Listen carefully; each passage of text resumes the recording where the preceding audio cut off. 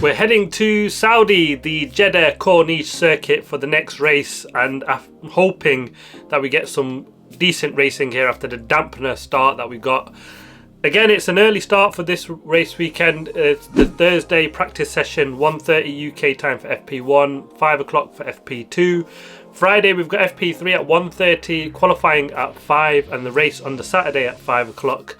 It's 57 laps, 6.1 kilometers this circuit, 3 DRS zones, 27 turns, but it's absolutely magic.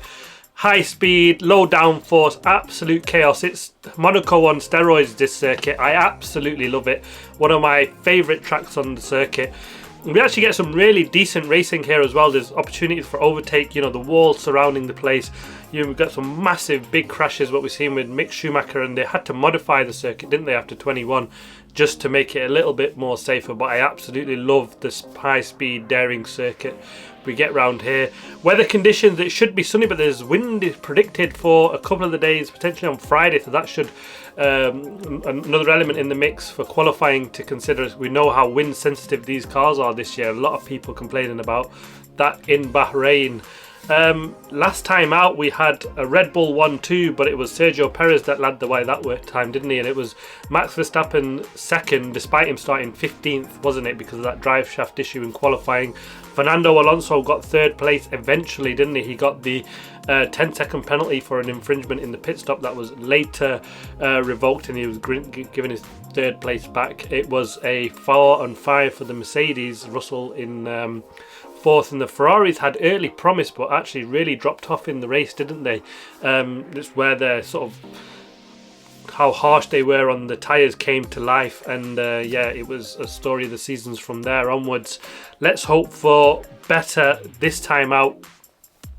The tyres, it's the mid-range this time, C2, C3 and the C4, so one drop lower in terms of softness compared to Bahrain, but it's just a one-drop strategy really here. We'd normally see the medium hard compound.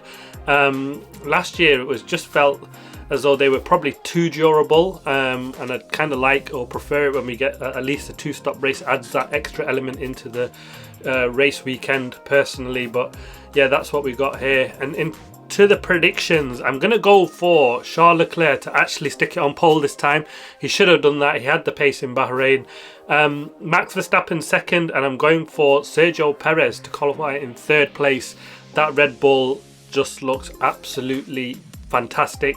My surprise performer will be the Haas team. We've seen with Nico Hülkenberg this weekend what he pulled off, and last season as well in Saudi they were absolutely really brilliant, weren't they, especially in qualifying. So I'm expecting them to go well again here, and it was early promise ahead of the first race of the weekend, which they really downplayed in Bahrain, weren't they? And it was a surprise because for me, I think most people had them at the back of the grid with all the noises coming out of that team, and they'll be massively happy with the one pace qualifying again. In the race it wasn't fantastic, but that's kind of what we've seen with Hülkenberg. Hopefully he can keep it on the track early doors and actually make a decent fist of the race.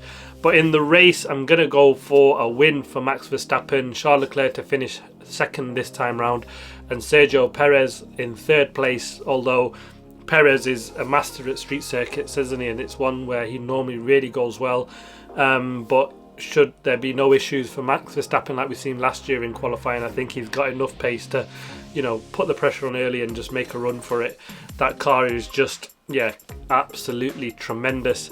In terms of the surprise performance, I think it'll be a bad result for the Alpine we've seen in Bahrain. Last time out in Saudi they did well though, but they're considering how poor they were in Bahrain. I don't think they'll be able to turn that around with barely any time to put any parts onto that car. It's, you know, a quick run from Bahrain to Saudi for these guys, isn't it? I don't think we'll see any upgrades.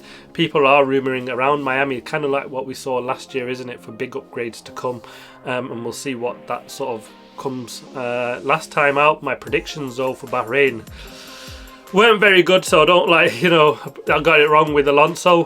They weren't fantastic. I had him on the podium, wasn't it? And it was wrong with Charles Leclerc on pole, although he should have really had that one in my view. Max Verstappen got the win for me though, and the Alpine struggled, so I had them two down as correct. So yeah, all promised to have the predictions more accurate this time around, but let's see. Played it a little bit safe clearly with Max win, and that'll be 19 out of 20. It'll be absolutely phenomenal. I mean, he's 3 more wins from beating his own record from 11 on the trot, isn't it? So yeah, I mean, I wouldn't bet against it the way they've started this season, but who knows.